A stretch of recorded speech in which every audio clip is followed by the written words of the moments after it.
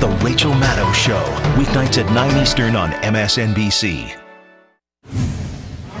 This is James Leon Holmes.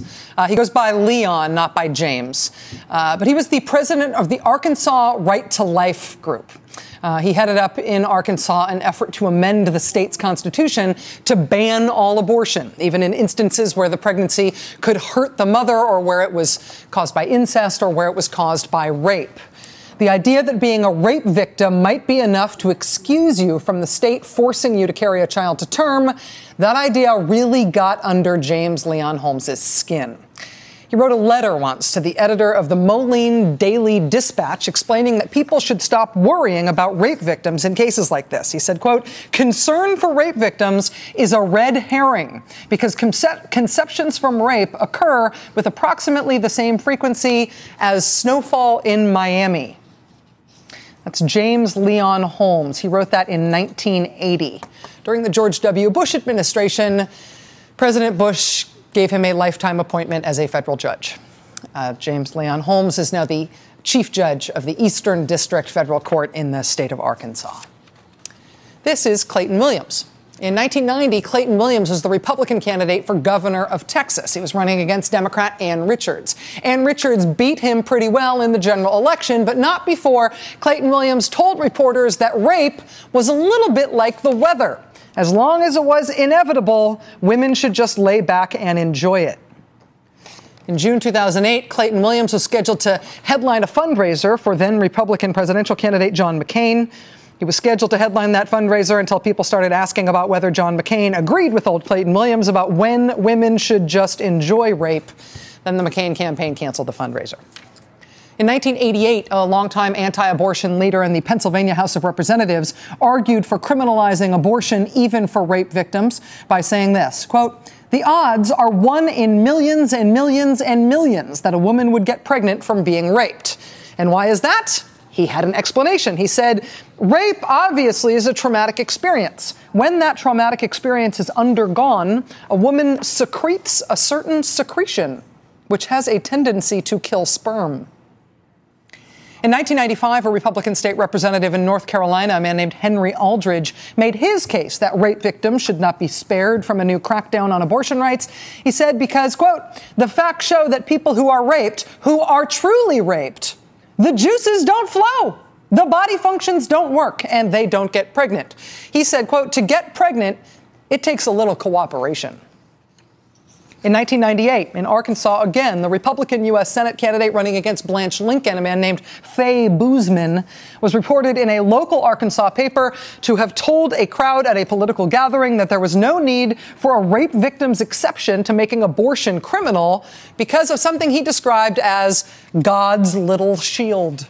He later denied using the exact phrase, God's little shield, but he did explain further that based on anecdotal information he had collected as an ophthalmologist, he knew for a fact that real rape victims could not get pregnant from a rape, biologically speaking. In 1999, the former president of the National Right to Life Committee published an article that anti-abortion activists still link to online today. It says the same thing all those Republican men had been saying for all those years, that women don't get pregnant when they're raped, which these guys in the anti-abortion movement and in the anti-abortion movement side of Republican politics keep arguing. They keep making this case in public because it has important policy consequences for them. See, if you can't get pregnant by being raped, then anybody who is pregnant, by definition, was not raped. It cannot have been a rape. No matter what you say, you must have wanted it if you ended up pregnant. And if you wanted it, there's no reason to feel sorry for you and let you end this pregnancy. You should have thought about that before you lured your supposed rapist to do this thing that you obviously secretly wanted. What was the line there? To get pregnant takes a little cooperation. So we know you secretly wanted it, otherwise you wouldn't be pregnant. And we wouldn't now be talking about what the government is going to force you to do with regard to your pregnancy. Exceptions to the government's decisions based on you supposedly being raped, these guys see, are BS exceptions. Because any woman who says she wants an abortion because her pregnancy is the result of a rape, by definition, she is lying about the rape thing. That's the reasoning here, right? That's why you need to come up with the cockamamie fake science theory if you want to talk about that as a policy. And so quietly, over the last few years, as the Republican Party has sort of slipped its moorings post-Bush and Cheney, as the party apparatus has largely fallen apart and the conservative movement has really stepped in and taken over in the party's place, as that has happened over the last few years, rape and incest exemptions from Republican abortion bans have sort of fallen out of favor. I mean, there have always been people in Republican politics who thought that rape victims had it too easy and we should stop coddling these rape victims, these lying rape victims who seriously, secretly wanted it. Those folks were always around in anti-abortion politics and in Republican politics. But now, in this Republican Party, they have taken over. It was Sarah Palin's position in 2008 as the Republicans' vice presidential nominee that there should be no exceptions for rape and incest victims when the party would criminalize abortion. In 2010, it was the position of a whole bunch of Republican Senate candidates. Sharon Angle, as the Republican U.S. Senate candidate in Nevada in 2010, she said the government forcing a rape victim to bear the rapist's child should be thought of as a way of making lemons out of lemonade. Abolishing rape and incest exemptions was also championed that same year, 2010, by Christine O'Donnell in Delaware. She lost. By Joe Miller in Alaska, he lost. And by Rand Paul in Kentucky, he won. It was also championed, of course, by Ken Buck in Colorado. Ken Buck lost a Senate seat in 2010 in Colorado, a seat that Republicans never otherwise should have had any business losing. I am pro-life, and I'll answer the next question.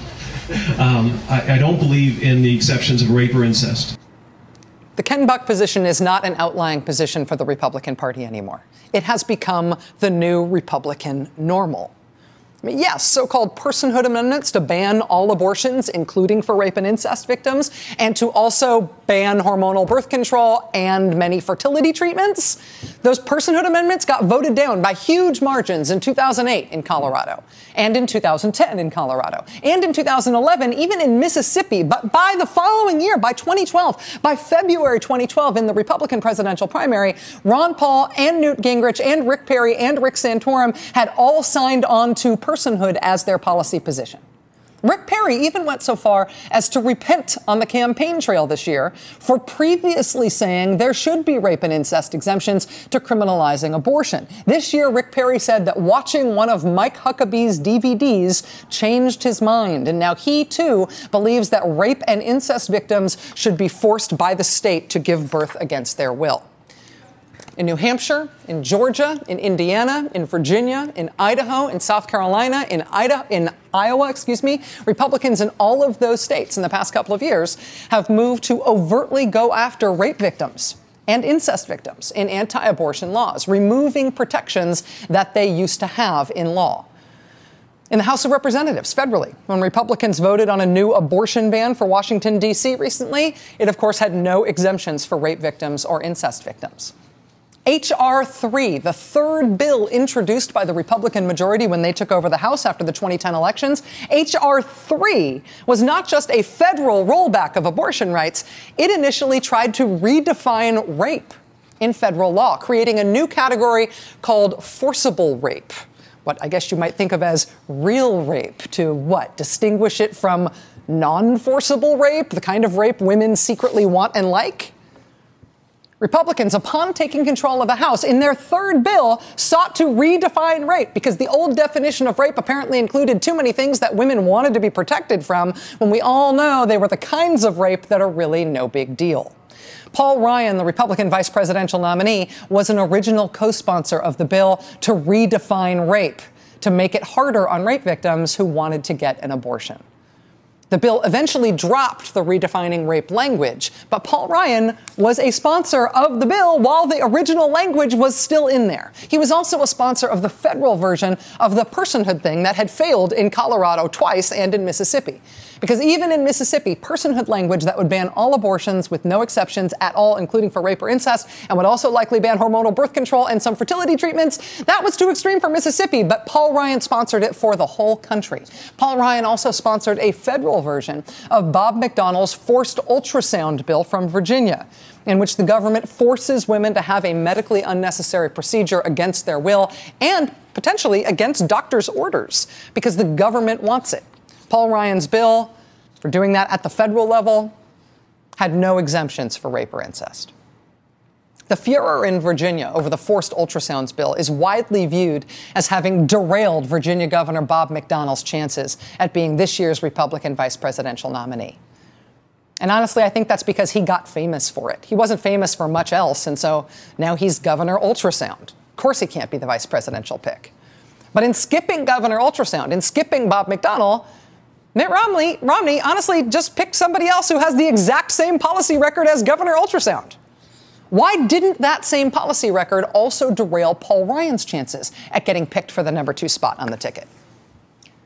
Now that Missouri U.S. Senate candidate Todd Akin has become the latest Republican politician to articulate the pseudo-scientific thinking behind this long-standing strand of Republican politics, now that there is a full-scale freakout about Todd Akin's viability and his insanely out-there offensive politics on this issue, and how the Republican Party can afford to keep a guy like that on the ballot in that important race, once again, you have to ask, why the freakout about Todd Akin when the Republican Party has picked somebody with the exact same track record, with the exact same policy record, his co-sponsor on all of these bills, to be the party's vice presidential nominee?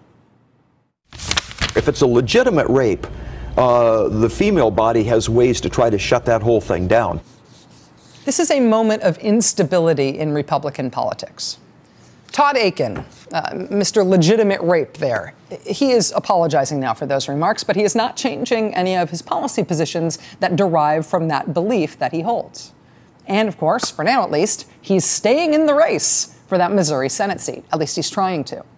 Mitt Romney, as a presidential candidate, said that he would have supported a personhood constitutional amendment at the state level. He told Mike Huckabee, when Mike Huckabee asked him if he'd support something like that, he told Mike Huckabee, absolutely.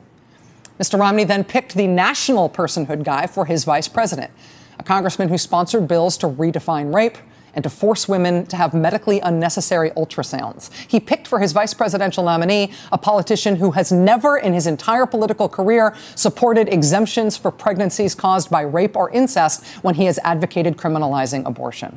But now, today, out of the blue, with people disgusted by Todd Akin's explanation of the thinking behind that policy position, we are told by the Romney campaign to ignore Mr. Romney's previous statements and to ignore Paul Ryan's whole political career. We are told that what has been their policy position is no longer the position of the campaign that is promoting these candidates, even if they have not quite come up with a story yet for why Paul Ryan in particular might have changed his mind on this subject, for why he might think now that rape victims deserve more empathy from the government today than he thought they did 2 days ago. This is a moment of instability in Republican politics. They're going to have to figure out which way to go on this. The Republican Party let this strand of strange politics grow within its midst. They let it become mainstream Republicanism. And now the Republican Party is witnessing the country recoiling from what the party has become. You know, Governor Ultrasound Bob McDonnell, he may not have gotten the presidential nod this year, but you know what he got as a consolation prize? He got assigned to oversee the Republican Party platform for this year's election. The Republican Party's national platform has supported criminalizing abortion since 1976, with no exceptions for rape or incest.